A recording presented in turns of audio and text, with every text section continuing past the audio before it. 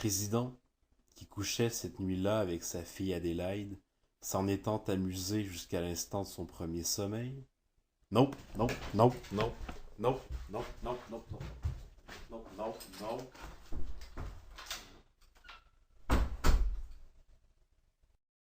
Le président, qui couchait cette nuit-là avec sa fille Adélaïde, s'en étant amusé jusqu'à l'instant de son premier sommeil, l'avait relégué sur un matelas par terre près de son lit, pour donner sa place à Fanchon qu'il voulait toujours avoir près de lui.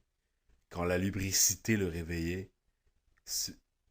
Wesh! Ce qui lui arrivait presque toutes les nuits. Vers les 3 heures, il se réveillait en sursaut, jurait et blasphémait comme un scélérat. Il lui prenait une espèce de fureur lubrique qui, quelquefois, devenait dangereuse.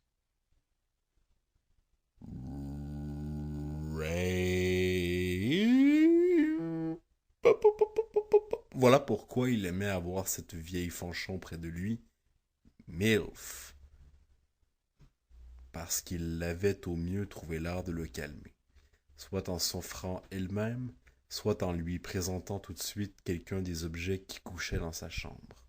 Cette nuit-là, le président, qui se rappela tout de suite quelques infamies faites à sa fille en s'endormant, « Come on, arc !» la redemanda tout de suite pour les recommencer, mais elle n'y était pas.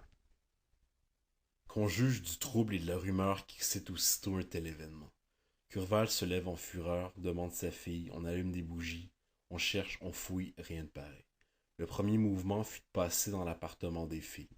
On visite tous les lits et l'intéressante Adélaïde se trouve enfin, assise en déshabillé. Trop de détails auprès de celui de Sophie. Ces deux charmantes filles qui unissaient un caractère de tendresse égale, une piété, des sentiments de vertu, de candeur et d'aménité absolument les mêmes, s'étaient prises de la plus belle tendresse. Insérer imagerie déviante et probablement illégale dans cette phrase. On ne s'était pas douté jusqu'alors, mais les suites firent découvrir que ce n'était pas la première fois que cela arrivait, et que l'on sut que la plus âgée entretenait l'autre dans les meilleurs sentiments, et l'engageait surtout à ne pas s'éloigner de la religion et de ses devoirs envers un Dieu qui les consolerait un jour de tous leurs maux. Je laisse au lecteur à juger de la fureur des emportements de Curval,